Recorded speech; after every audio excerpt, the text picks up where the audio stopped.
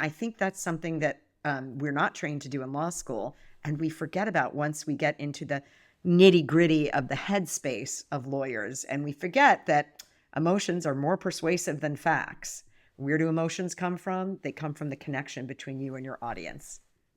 I think that's so right. I mean, I remember sitting through jury trials and some lawyers just were not very good. And it was clear that they were really kind of missing the narrative on a lot of things. And they were sort of presenting this, in one case, it was a sexual harassment and retaliation case. And you can kind of imagine the corporate, like, attorneys kind of older, like not really clued into this new generation and what they think. And they picked this jury.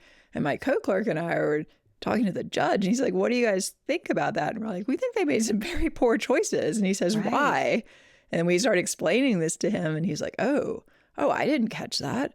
I didn't catch that either. And we're like, this is not the jury they should have picked. And it ended up being a disaster for them in the end.